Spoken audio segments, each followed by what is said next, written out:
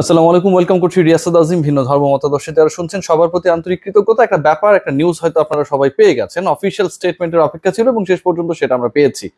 মোহাম্মদ আশরাফুল, ইলিয়াস সানি এবং তার সাথে লেজেন্ডস লিগ খেলতে যাও ভারতে। মোটামুটি বাংলাদেশের যেই দলটা ছিল বাংলাদেশ টাইগার্স, সেই দলের ক্রিকেটারদের বাংলাদেশ ক্রিকেট বোর্ড আটকে দিয়েছে। যে ম্যাচ হওয়ার কথা ছিল সেই ম্যাচ হচ্ছে না এবং ক্রিকেটাররা কোনো ম্যাচ না খেলেই ব্যাক করছেন। আইসিসি অনুমোদিত টুর্নামেন্ট না এই legends league, and that's why Bangladesh cricket board finally এই ক্রিকেটারদের আটকেছে। আশরাফুলরা চলে আসছেন। এটা একটা নিউজ এবং এটা একটা বড় নিউজ। অনেকগুলো অ্যাসপেক্টস এটার সাথে জড়িত এবং সবচেয়ে বড় প্রশ্নের জায়গা সেটা হচ্ছে মোহাম্মদ আশরাফুল নিজেই তুলেছেন যে যেহেতু তারা বাংলাদেশ ক্রিকেট বোর্ডের কন্ট্রাকচুয়াল ক্রিকেটার না, তাদের সাথে কোনো ধরনের কন্ট্রাক্ট নেই, সো এনওসি নেয়ার অব্লিগেশনস এর মধ্যে তারা পড়েন কিনা। খুবই ভ্যালিড কোয়েশ্চেন। বাংলাদেশ ক্রিকেট বোর্ডের কন্ট্রাক্টের বাইরের কোনো ক্রিকেটার এনওসি নেয়ার অব্লিগেশনস এর মধ্যে পড়েন কিনা, এই প্রশ্নের উত্তর যদি হয় যে তারা বাংলাদেশের যেহেতু নাগরিক, বাংলাদেশের ফ্ল্যাগ বেয়ারার, বাংলাদেশের হয়ে একটা সময় ন্যাশনাল টিমে খেলেছেন, ন্যাশনালিটি এখন পর্যন্ত চেঞ্জ করেন নাই, অনেকেই তো অনেক দেশের হয়ে খেলেন, হামজা চৌধুরী এখন বাংলাদেশের হয়ে খেলবেন ফুটবলে, সো তাদেরকে নেওয়া লাগবে। এই প্রশ্নটাকে যদি আমি মনে করি যে আশরাফুল যে প্রশ্ন তুলেছেন এই প্রশ্নটা রং, তাহলে প্রিভিয়াসলি বাংলাদেশের ক্রিকেটাররা বিভিন্ন টুর্নামেন্টে যখন অংশগ্রহণ করেছিল, সেই টুর্নামেন্টগুলো হতে পারে কানাডায় গিয়ে, সেই টুর্নামেন্টগুলো হতে পারে বিভিন্ন দেশের বিভিন্ন লেজেন্ডস লিগে গিয়ে, আমরা দেখি যে প্রতি মাসেই বা 2 মাস 3 মাস পরপরই আমাদের ক্রিকেটাররা তারা এয়ারক্রাফটে উঠে বিভিন্ন ছবি পোস্ট করছেন যে তারা ওই পার্টিকুলার লেজেন্ডস লিগে খেলতে যাচ্ছেন। অনেকেই খেলেন। এই যে ভারতে অনুষ্ঠিত বা অনুষ্ঠিতব্য যে টুর্নামেন্টটা, এটাতে তো সাকিব আল হাসান, তামিম ইকবালদেরও খেলার কথা ছিল।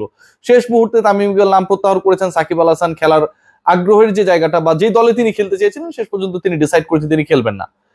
প্রশ্ন যেটা যে এই লেজেন্ডস লিগের বাইরেও, এই পার্টিকুলার টুর্নামেন্টের বাইরেও বিভিন্ন টুর্নামেন্টে বাংলাদেশের এক্স ক্রিকেটাররা যখন খেলতে যান, তারা কি ক্রিকেট বোর্ডে এনওসি নিয়ে যান কিনা, এটা কিন্তু সবচেয়ে বড় প্রশ্ন। যদি ওই টুর্নামেন্টগুলোতে, আমি জানি না নেন কিনা, আমি ডেফিনেটলি এটা আইডেন্টিফাই করার চেষ্টা করব, যদি ওই পার্টিকুলার টুর্নামেন্টগুলোতে এনওসির প্রয়োজন না হয়, কারণ আশরাফুল অনেকগুলো লেজেন্ডস লিগে প্রিভিয়াসলি খেলেছেন, তিনি যেহেতু এই প্রশ্ন তুলেছেন যে আমরা বিসিবির কন্ট্রাকচুয়াল ক্রিকেটার এখন আর না, আমরা অবসরপ্রাপ্ত, সো আমাদের কি আসলে এই ধরনের কোনো অব্লিগেশন রয়েছে যে এনওসি না হলে আমরা খেলতে পারবো না? তার মানে প্রিভিয়াসলি এনওসি তারা নেন নাই, বা এনওসি ছাড়াই বাংলাদেশের ক্রিকেটাররা, বাংলাদেশের এক্স ক্রিকেটাররা, বাংলাদেশের কিংবদন্তি ক্রিকেটাররা খেলেছে, তখন বিসিবি বাধা দেয় নাই, এখন কেন দিচ্ছে? এই প্রশ্নের উত্তরটা আইসিসির অনুমোদিত টুর্নামেন্ট না, এটা যেমন একটা। এখন অন্য লিগগুলো আসলে কতটুকু আইসিসি টেক কেয়ার করে অনুমোদিত টুর্নামেন্ট, সেই প্রশ্ন রয়েছে। আইসিসির প্রচুর টুর্নামেন্ট চলে।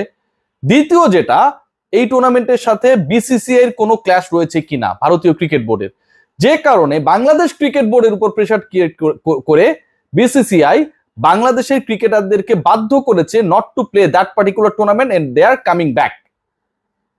আমার আন্ডারস্ট্যান্ডিং যেটা, বাংলাদেশ ক্রিকেট বোর্ডের বা বাংলাদেশের ক্রিকেটারদের চলে আসা এবং ক্রিকেট বোর্ডের অবস্থানটা, যতটুকু ক্রিকেটারদের এনওসি না নিয়ে যাওয়া এর পেছনের কারণ, তার থেকে এই পার্টিকুলার লিগের সাথে বিসিসিআই ভারতীয় ক্রিকেট বোর্ডের কোনো একটা পয়েন্টের ক্ল্যাশটাই আসলে পেছনের রিজন। শফিউল বলেন, আশরাফুল বলেন, ইলিয়াস সানি বলেন, তারা তো খুব মাস্তি করেই খেলতে গেলেন, মানে এখানে তো 2 নম্বর 3 নম্বর কোনো কিছু নেই, আমরা পোস্টগুলো দেখেছি। এখন বিসিসি এর কারণে যদি সেটা হয়, বাংলাদেশ ক্রিকেট বোর্ড এই এনওসির নাটকটা না সাজিয়ে, বা যারা কন্ট্রাক্টের বাইরে অনেক আগেই তারা খেলা ছেড়ে দিয়েছেন, এই ক্রিকেটাররা কেন মানে ওই অব্লিগেশনের মধ্যে পড়বে, এরকম কোনো নাটক না সাজিয়ে, প্রিভিয়াসলি নিশ্চয়ই তারা এনওসি ছাড়াই বিভিন্ন লিগে খেলেছেন, স্ট্রেইট ওয়েতে বলতে পারতো যে এটা আইসিসির অনুমোদিত না এবং বিসিসি এর সাথে ক্ল্যাশেস রয়েছে। ICC and BCCI, you have to put in your mind, তারা কিন্তু একটাই। জয়শাহ হচ্ছে আইসিসির চেয়ারম্যান, বিসিসিআই তারাই। এবং সবচেয়ে ইন্টারেস্টিং পার্ট যেটা, চ্যাম্পিয়ন্স ট্রফির ফাইনালে, যেটার আয়োজক আবার পিসিবি, পাকিস্তান ক্রিকেট বোর্ড, পোডিয়ামে আমরা কাউকে দেখিনি, পাকিস্তান ম্যানেজমেন্টের কাউকে দেখিনি, সবকিছুতেই ভারতীয়দের জয় জয়কার। সো এখানটার পেছনে আসলে ডালমে কালাটা কোন জায়গায়, সেটা কিন্তু আলোচনার বিষয়।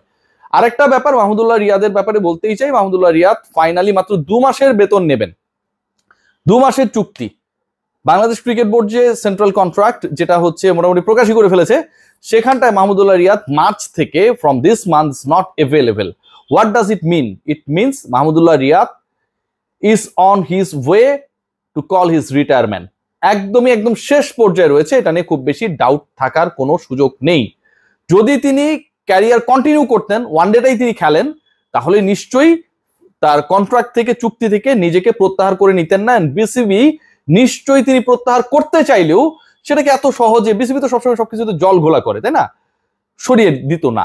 সো মাহমুদুল্লাহ রিয়াদের যে ইস্যুটা আমার কাছে সামনে এসেছে, বা এই ব্যাপারটা এখন সবার কাছে ক্লিয়ার, যে Mahmudullah Riyad will be available for the national team সর্বোচ্চ আর একটা সিরিজে, যেখান থেকে মাহমুদুল্লাহ রিয়াদ মাঠ থেকেই আনুষ্ঠানিকভাবে ওয়ানডেকে টাটা বাই বাই জানাবেন। So this is the news from right now, যে লেজেন্ডস লিগ কেন্দ্রিক একটা জটিলতা তৈরি হয়েছে, আশরাফুলদের এগেনস্টে কঠোর ব্যবস্থা নেওয়া হবে এরকম বক্তব্য আমরা শুনেছি। চ্যানেল 24 একটা নিউজ করেছে, যদি তারা সেখানটায় খেলেন, মানে এই ক্রিকেটারদের এগেনস্টে কঠোর ব্যবস্থা নেওয়ার হুট করে কেন এত তড়িঘড়ি দায় পড়ে গেল বাংলাদেশ ক্রিকেট বোর্ডের, এটাও খুব মানে আমার কাছে কিছুটা হাস্যকর মনে হয়েছে। যে রানিং ক্রিকেটার হইলে আইসিএল এ যারা গেছিল ওই সময়ের সাথে মিলাইতে আপনি অনেক কিছু চিন্তা করতে পারেন, বাট এখন হুট করে আইসিসির অনুমতি তো না, ওখানটায় না করলে দিলেই তো হয়, কঠোর ব্যবস্থা নেওয়া হবে, এরকম হুমকি দামকি দেওয়ার কোনো দরকার নাই। যারা এগুলো দিচ্ছেন, যারা খেলতে গেছেন তাদেরই বন্ধু বান্ধব, সো এগুলো দরকার নেই কোনো। আর Mahmudullah Riyad on his way to call his retirement. সবাই ভালো থাকবেন, টেক গ্রেট কেয়ার।